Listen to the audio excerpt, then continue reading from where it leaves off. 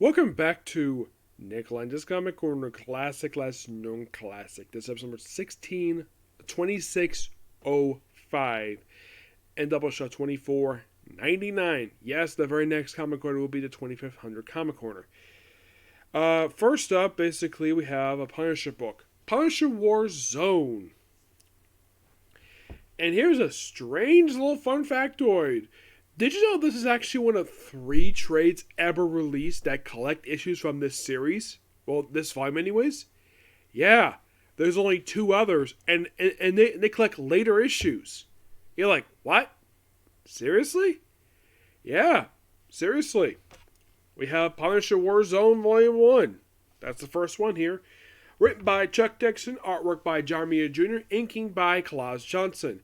I always like bringing him up because the guy has got really good inks. And plus also, yeah, compared to his artwork nowadays, I may not be a fan of John Romita Jr.'s artwork, particularly the last 20 years, but this one was not that bad. So, mostly put in these issues, we actually have Punisher, like in the first issue of the book, where he saves a female cop who was about to be killed, and of course, from a guy, and of course, it goes on the news. And then he visits microchip, and eventually visits microchip his home.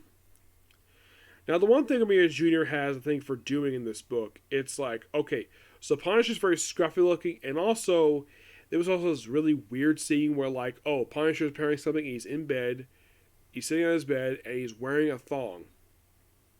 Well, he's black underwear. Why the heck we had to show this? Because, oh, Punisher's a hairy guy.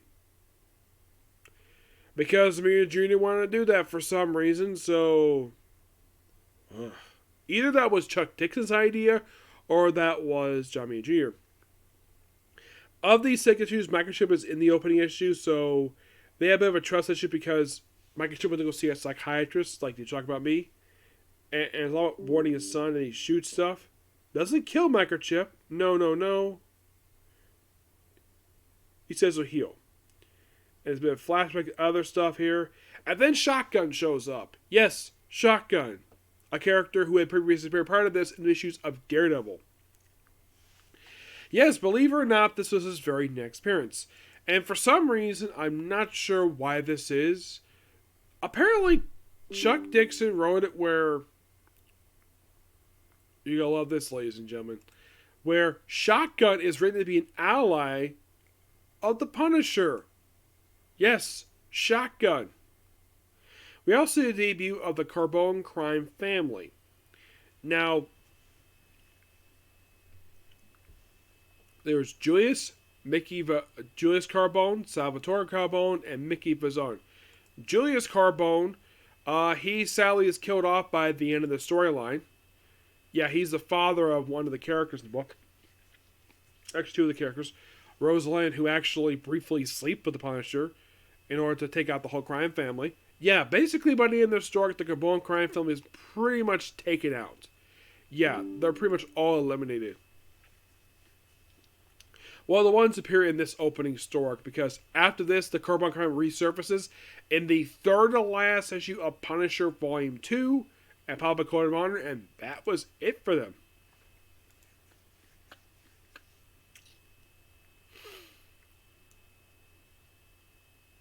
Yeah.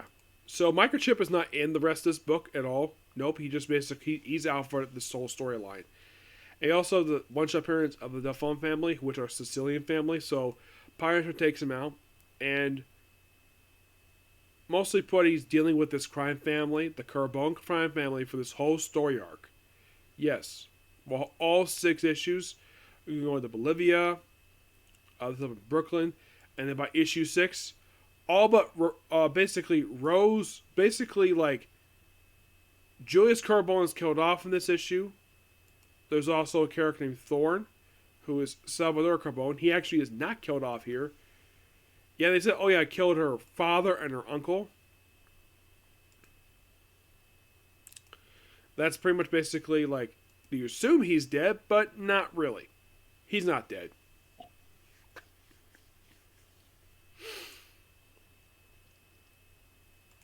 And so basically, he has been hitting the Punisher after this.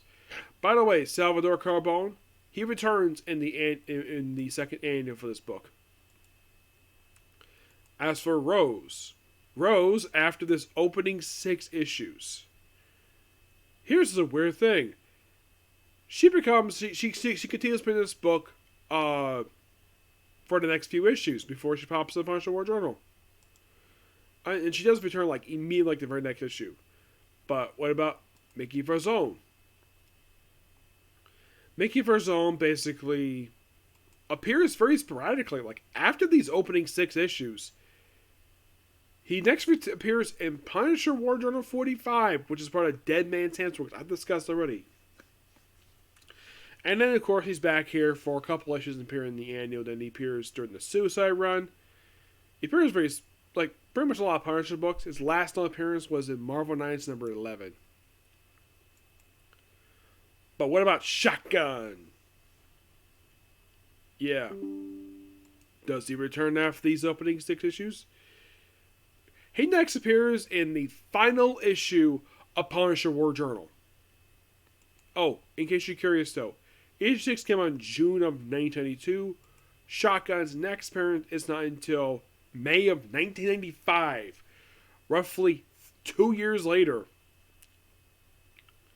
But yeah, really good, interesting start for this book. I like it. At least Now, the only reason why this character is here, because Romita Jr. is the artist. Yep, that's the only reason why he's here. Oh, by the way, his debut was actually in Daredevil 271. He's there for 3 straight issues and he appears in this book. And right now, Romita Jr. is back as artist Amazing Spider-Man. And of course, apparently he brought back Shotgun. Yes, Romita Jr. loves drawing this guy in the book. Yep. But I'm going to give Punisher Warzone Volume 1 a 9 out of 10. Next up's going to be quite cool. Because I have vaguely talked about this character before. But here we go. We have Marvel Masterworks Warlock Volume 1. Excellent cover that is.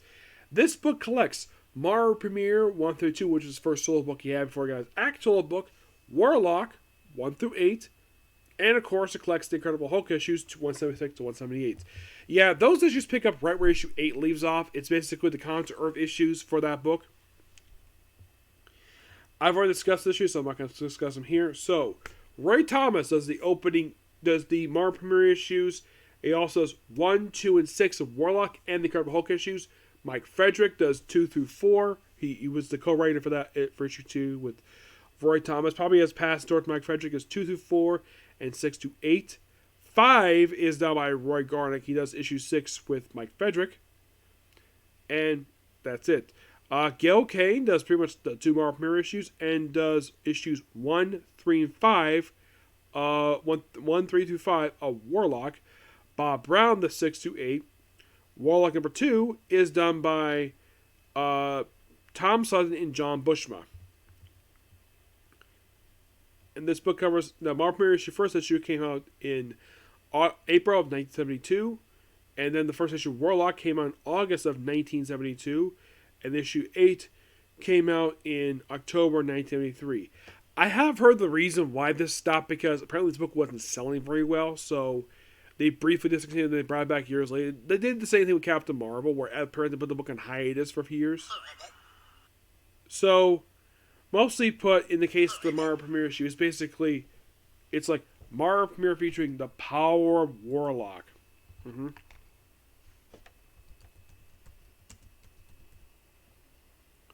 And by the way, he preceded Doctor Strange's book by 2 issues.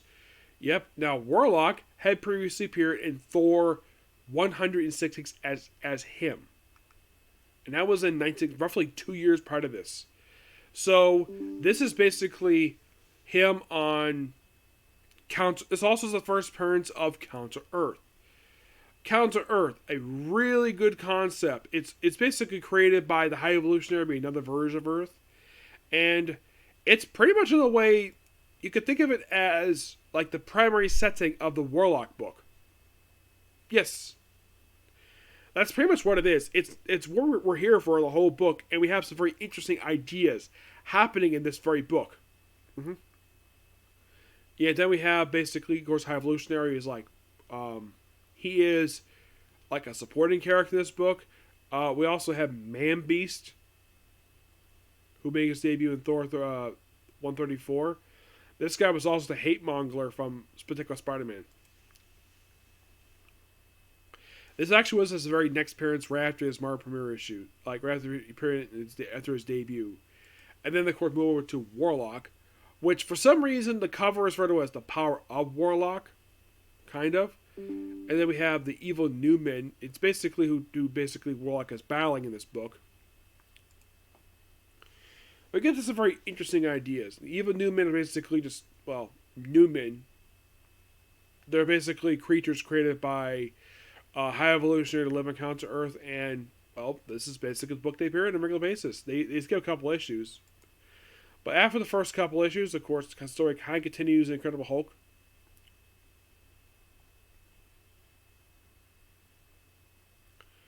Yep, and then with issue 3.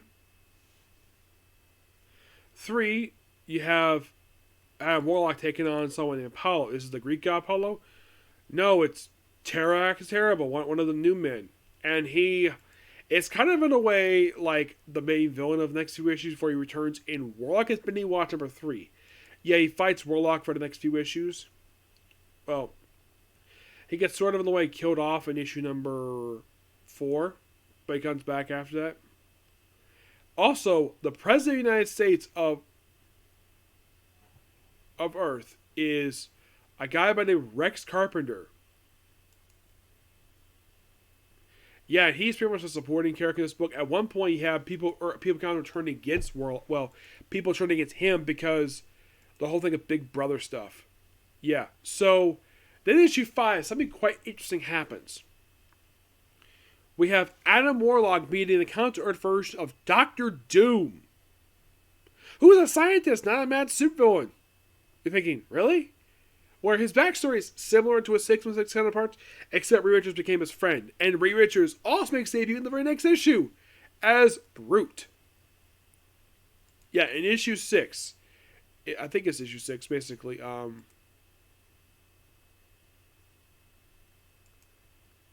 Let's see.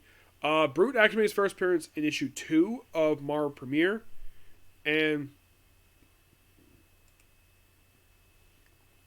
like his weird thing, like after issue 2 appears in issue 67, his backstory is like he basically became like he tried to like do the whole Fantastic Four thing, except that Sue fell in the coma and never got out of it.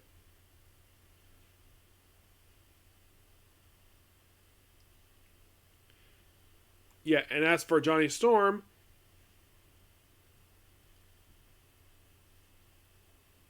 he was injured, but he never appeared again after this.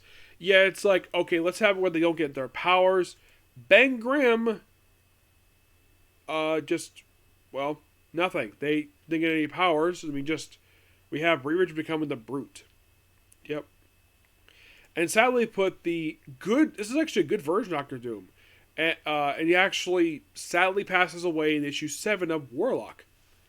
In a way to stop basically Rex Carpenter from trying to take out, Adam Warlock. And then we have in issue number 8, we have Warlock taking on, Rex Carpenter really be Man Beast.